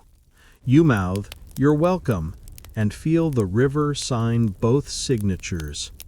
The cinnamon woman presses one last square of palm sugar into your palm for the memory's sweet tooth, and the gravel-voiced elder salutes you with a gourd bass note that says the Committee of Fish has submitted a favorable report. You carry your bowl in the crook of your arm, tucked into the crooked mat that has somehow become the most trustworthy pocket you own. The bowl is empty, but not blank. It smells of rain and stew and a drop that fell precisely on your knee. Its fish swirl seems to smile, like someone who knows a secret and is not tempted in the slightest to keep it from you. The kiln apprentice appears as if remembering a line in a song. "Use it," she orders, mock fierce. "Bowls sulk when displayed." "I've been warned, I promise." She grins. The elder potter is not here. You feel sure he is home, hands drying, telling the kiln a bedtime story so it will sleep without mischief. A final exchange of practical kindnesses sets the ferry in motion. A coil of rope handed down, a reed whistle shaped into silence, a bell lifted and weighed and set back, permission, not alarm. The procession thins into essentials, your boat, the skiff with the child, his aunt, and their now polite star, 2 friends you've called boats all night that feel a little like cousins now. The river draws itself narrow to pay attention. Not dramatic, just careful. "Keep your lamp between your thoughts," the boatwoman repeats, because endings need the same wisdom as beginnings. You lift the brass by its ring. It knows your hands now, and your hands know how to hold, like a place that won't tip you out just because a breeze gets ideas. The current hums its low thread. The oar answers with the hush that follows kindness. Amber reach unfurls behind like a well-sung verse, and ahead the gate squares the night, lanterns along its beam blinking the slow blink of satisfied elders. Mid-channel, the mist thickens in a final attempt at theater, but it's a friendly scene change. The boats bow their knees, the flames imitate. Your boatwoman whistles a reedless 2-note phrase with her lips, bank grammar without instrument, And you smile because of course she can do that. The child copies, faint and proud, then looks to you, waiting for the world to respond. It does. A frog gives permission. The river combs a path. You consider announcing that crocodiles are indisposed at book club, but even your sarcasm lowers its voice.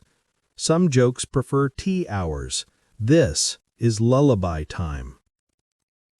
Close to shore, a tiny star rides beside your hull, the ankle brusher's cousin, maybe the same, maybe not, keeping perfect manners as if applying for a scholarship in civility. Good student, you whisper. The star nods in flame. You think of how close you came to slapping the water awake, and how many people taught you not to. The bell keeper, the weavers, the kiln elder, the cinnamon courtyard, a boy with a fast heart, an aunt with arms like river chores, a boatwoman with a private treaty with tide. You were carried, yes, but you learned to carry light between your thoughts, not in front like a siren, not behind like an apology.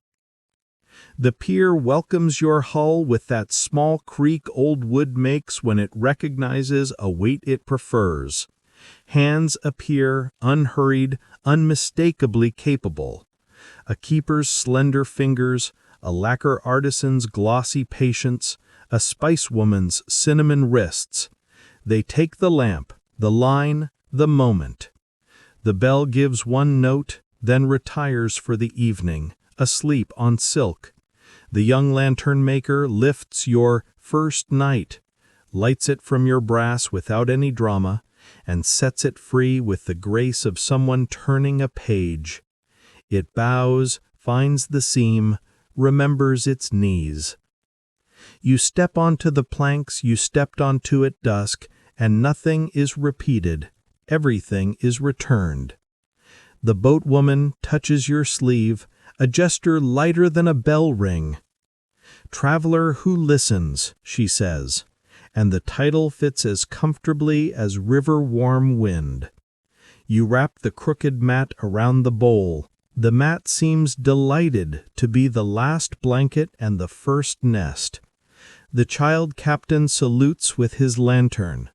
You return the salute, not military, just simple, the way two fires recognize they warmed the same night. The ant mouths, "Sleep," and your bones agree. At the top of the steps, you turn back once, the sanctioned indulgence of good endings. The river folds the lanterns into soft constellations, and the gate holds them like a kind sky. Low tide wrote the road, high tide will read it back. You have learned to leave a sentence unfinished until the water finishes it for you. Your boatwoman has already become shape, then mist, then river, then memory. You carry her oar cadence in your shoulders, her bell restraint in your breathing. You do not say goodbye, because the river has a rule about that. You say, "See you when the stew is ready." You walk into the lantern fog that is also dry land, and find that your footsteps make the most polite noise in the world. The night sets your name down where it can find it later, and when you breathe, you hear the low seam note under everything, and you know exactly where to keep the nose. The rain has traveled on. The air smells like jasmine that forgot to sleep. Somewhere, a heron practices stillness to show off to the moon. Your bowl warms your arm. Your mat rides crooked and right. Pride bows its knees, and dignity, miraculously, defiantly, remains dry. The last boat sighs against its rope like a story shutting its own cover, and the river, satisfied, tucks itself in. You are ready to do the same. The lanterns blur to soft halos as your eyelids grow pleasantly heavy, and the river's low hum dissolves into an easy, steady quiet that feels like someone smoothing a blanket over your shoulders, and you let your breath wander into longer corridors, and the night opens a door to a room where thought can rest, where footsteps remember sand that has been ironed by moonlight, where bowls hold steam and promises, where the gentle grammar of reed whistles and bells lulls you toward the safest shore, and you drift there without needing to steer, because the current has memorized you now, and your name is stitched into its seam. You set down the day like a cup that has offered the last warm sip, and within that ordinary grace lies every kindness you've learned tonight. Knees that bow, pride that breathes, hands that persuade, lights carried between thoughts, stories stirred like soup, each one softening the edges of the room until even walls feel friendly, until even time is unhurried, until you are simply here, wrapped in lantern fog, listening to water read the road back in a voice that remembers you. If stray worries pass the doorway, the river greets them first and shows them to quiet seats by the window. If a gust tries the latch, your crooked mat presses against the draft, and the bells decide to rest. If sleep steps shyly, the brass lamp lowers its flame and smiles, and the kiln hums, and the weaver's lullaby gathers you up. Loop, breathe, tuck, breathe, pull, just enough, until your shoulders loosen like moorings and your thoughts float easy and unafraid. The last image fades, a small paper star bobbing beside a boat that knows your balance. The gate holding its square of night, the seam shining where you kept the nose, and it all smudges into softness, and you allow it, and the river approves, and the lanterns very far away now kneel once more and close their eyes. End of story. Sweet dreams.